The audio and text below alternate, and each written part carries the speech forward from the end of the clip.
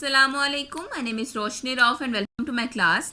आज की इस क्लास में हम कॉम्प्लेक्स नंबर सीखने जा रहे हैं। कोई प्रॉब्लम हो या कोई कन्फ्यूजन आपने मुझसे लाजमी तौर पर पूछ लेना है।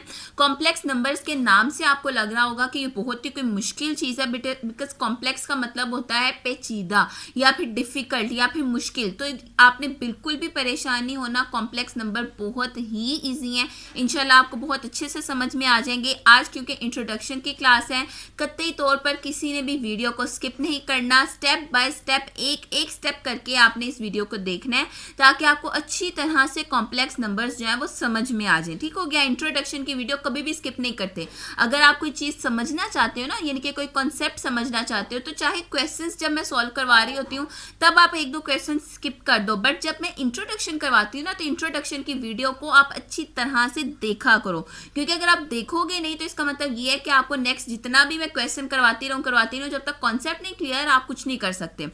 एक चीज़ और मैं आपसे कहना चाहती हूँ, मैं आपसे सिर्फ और सिर्फ एक यकीन दिलाना चाहती हूँ, और वो ये कि आपने नेचुरल नंबर्स से स्टार्ट लिया है। मतलब कि आपने रियल नंबर्स को अच्छी तरह से समझा है। Natural numbers, whole numbers, integers, rationals, irrationals, each and everything आपने पढ़ी है, और उसके बाद आप कॉम्प्लेक्स नंबर समझ रहे हो। अगर आपने अभी तक रियल नंबर्स नहीं समझे, आई बटन में डिस्क्रिप्शन में लिंक मौजूद है, पहले जाके रियल नंबर समझें, बिकॉज ये एक ऐसी चीज़ है जो स्टेप बाय स्टेप चलती है। ऐसा नहीं हो सकता कि आप 4 सीढ़ियाँ छोड़ के सबसे ऊपर पहुंच जाओ।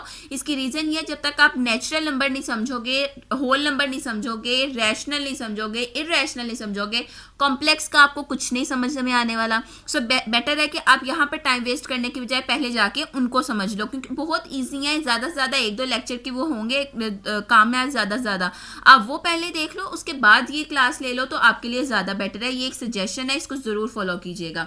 अब एक चीज़ कर लेते हैं, यहाँ पर कॉम्प्लेक्स नंबर्स लिखे हुए हैं। ठीक है, कॉम्प्लेक्स का मतलब होता है पेचीदा, लेकिन आपने कॉम्प्लेक्स के नाम की वजह से इसको मुश्किल नहीं समझना। मैं आपको थोड़ा सा स्क्रैच से लेकर चलती हूँ, हल्का सा इंट्रोडक्शन दे देती हूँ, ज़्यादा डिटेल में नहीं जाऊंगी। अगर आपको डिटेल में समझना है तो आप पहले जाके रियल नंबर समझ लें। मैं यहाँ पर आपको थोड़ा सा रिव्यू देती हूँ। मतलब कि हमने जिस टाइम पे नंबर्स को स्टार्ट किया था ना, मैंने आपको बोला था कि बेटा जिस टाइम पे ये दुनिया बनी और इंसान ने गिनती शुरू की, मतलब कि उसने कहा कि अगर इस वक्त मेरे पास, आप समझ लें, मैं एग्जांपल दे देती हूँ बनानास की, अगर मेरे पास इस वक्त 4 केले हैं तो वो किस तरह गिनना शुरू करेगा?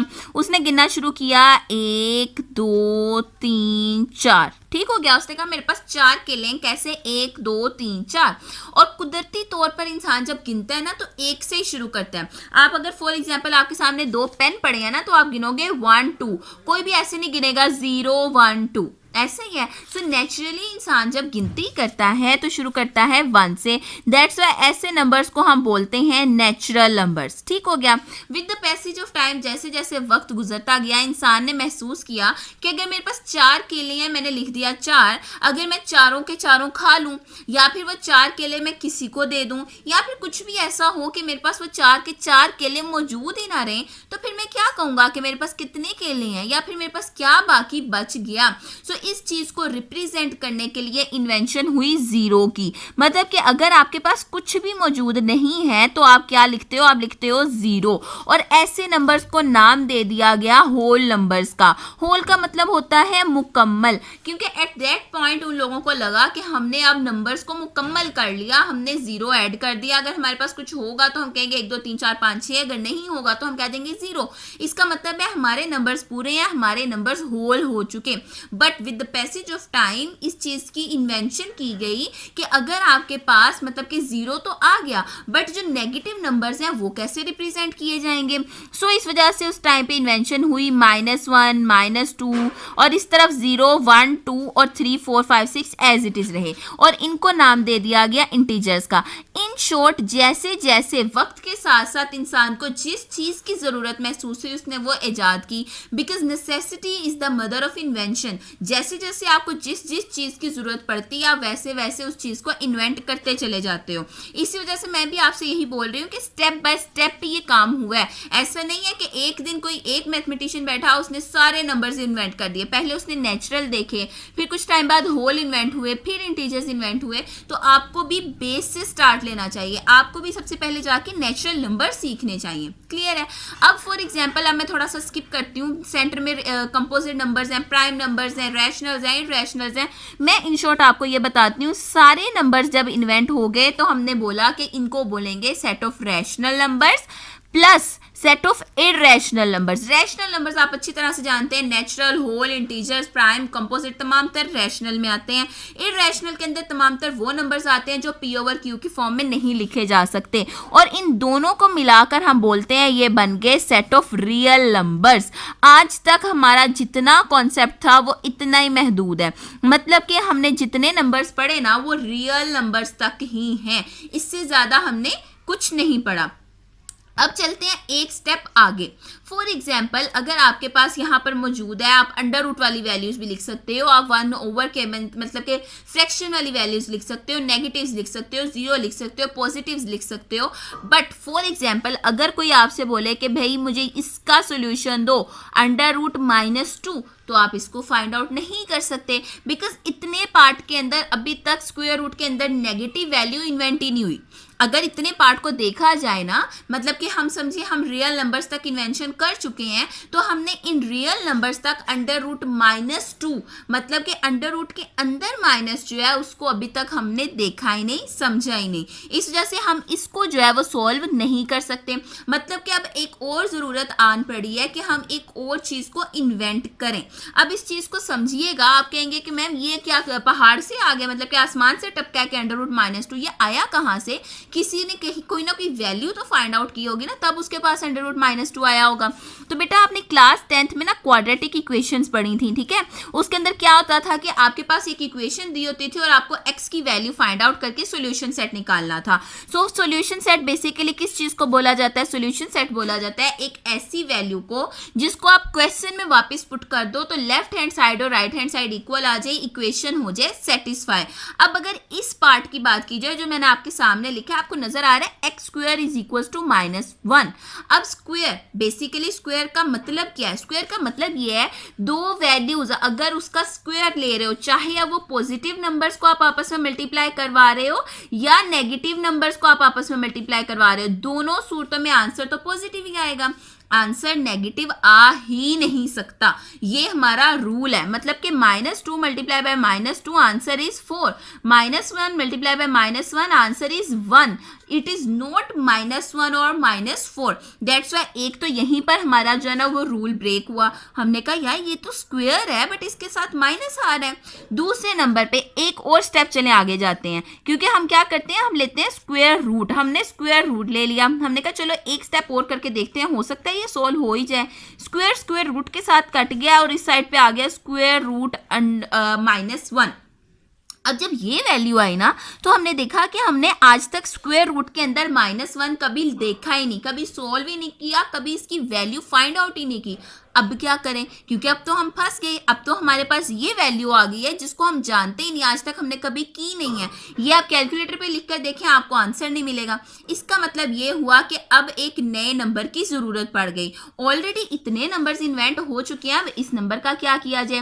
बेसिकली अगर आप देखो तो आपने अभी तक पढ़े हैं रियल नंबर्स। रियल नंबर्स का अगर आप वर्ड का मतलब देखो ना, रियल का मतलब होता है असली या हकीकी, ठीक हो गया। अब अगर बात की जाए ना इमेजिनरी नंबर्स की, अब इस चीज को हमने नाम दिया, ये जो है ना स्क्वायर रूट -1, इसको हमने नाम दिया इमेजिनरी नंबर का। अब इमेजिनरी का मतलब क्या होता है? तखय्युलाती, तखय्युल, सोच, आपकी अपनी इमेजिनेशन। मतलब कि आपने सोच लिया कि ये नंबर, क्योंकि हम इसका नंबर नहीं जानते, हमें पता नहीं ये क्या है क्या नहीं, सो हमने इसको नाम दे दिया एओटा का, और यहाँ पर लिख दिया कि ये है iota is equal to under root -1।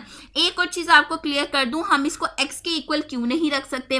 Because x जो है वो प्लेन होता है, x प्लेन ये है, ठीक है, और y प्लेन ये है, और आप जानते हो ये रियल नंबर्स का प्लेन है। आप इसके ऊपर जो है एक इमेजिनरी नंबर को प्लॉट ही नहीं कर सकते। आप इस पूरे प्लेन के ऊपर कहीं पर भी अंडर रूट -1 को जो है वो रिप्रेजेंट करवा नहीं सकते। दैट्स वाई इसका नाम हम x रख नहीं सकते, इसीलिए हमने इसका नाम रखा एओटा, और इसको डिनोट करवाया हमने एओटा से। Iota is equal to under root -1।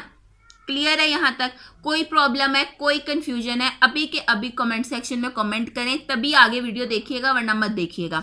Aorta की वैल्यू आ गई √-1, ये हो गया हमारा चीज क्लियर। यहाँ पर रियल नंबर्स हैं, ये होते हैं rationals plus irrationals, real numbers के इक्वल आते हैं। इमेजिनरी भी हो गया, रियल भी हो गया। अब मैं आपको समझाने जा रही हूँ कॉम्प्लेक्स नंबर, ठीक है? ये देखें, ये आ गया अब हमारे पास कॉम्प्लेक्स नंबर, जो कि आज का हमारा इस वीडियो का टाइटल भी है।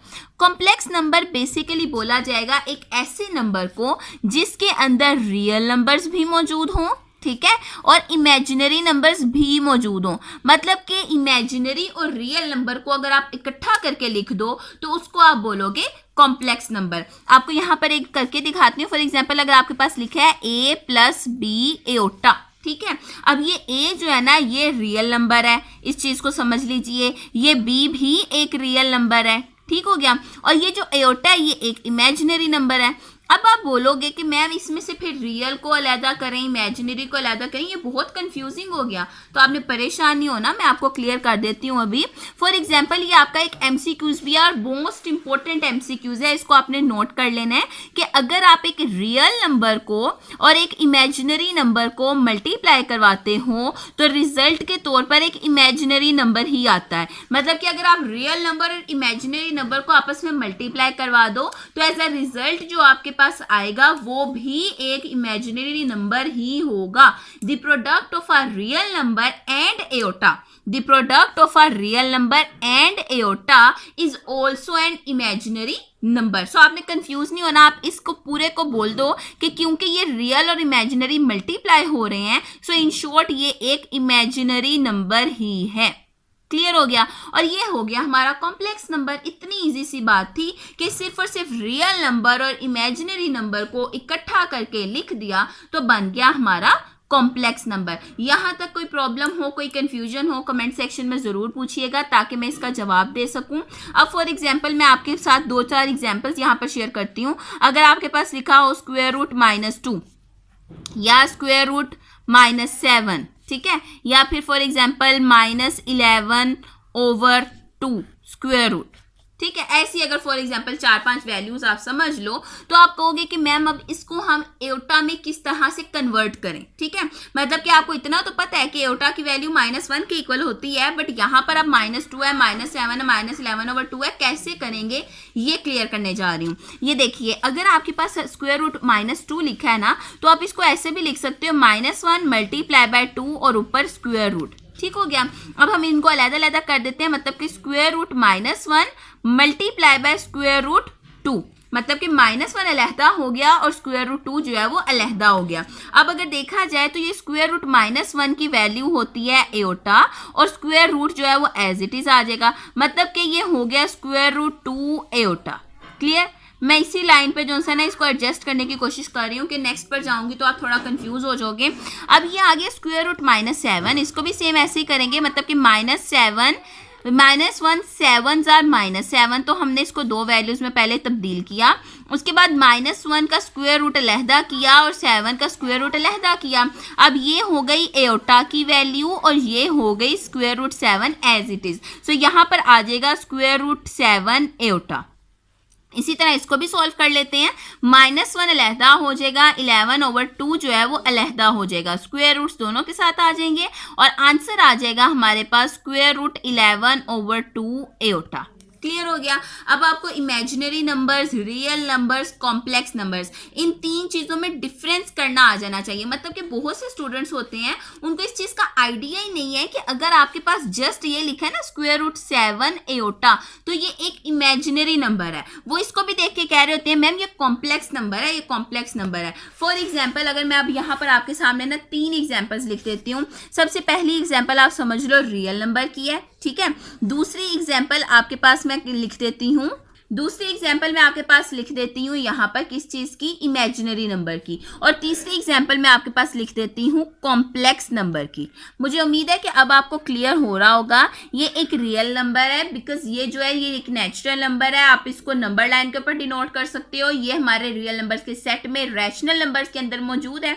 उसके बाद आ गया 9 एओटा, इसके साथ एओटा मौजूद है। एओटा एक इमेजिनरी नंबर है and product of iota and real number is also an imaginary number. So यहाँ पर मैं लिखती हूँ ये इमेजिनरी नंबर है और ये क्या है, real number plus imaginary number, that's why ये एक कॉम्प्लेक्स नंबर है। अब आपको इन तीनों में डिफरेंस पता होना चाहिए, रियल नंबर क्या है, इमेजिनरी नंबर क्या है, कॉम्प्लेक्स नंबर क्या है। आज की इस वीडियो को यहीं पर स्टॉप करती हूँ। उम्मीद कर रही हूँ कि आपको अच्छे से समझ आई होगी। नेक्स्ट वीडियो में कॉम्प्लेक्स नंबर की हम कुछ फंक्शंस देखेंगे, मतलब कि इसके साथ हम कौन कौन से काम कर सकते हैं, इसकी प्रॉपर्टीज कौन कौन सी हैं, ऑपरेशंस कौन कौन से हैं। इंशाल्लाह ताला नेक्स्ट वीडियो में स्टार्ट करेंगे। इस वीडियो में कोई प्रॉब्लम हो, कोई कंफ्यूजन हो, कमेंट सेक्शन में ज़रूर पूछिएगा, ताकि जब आप नेक्स्ट लेक्चर लो तो आपके तमाम तर कॉन्सेप्ट्स क्लियर हो। Thank you so much for watching this video. अल्लाह हाफिज़।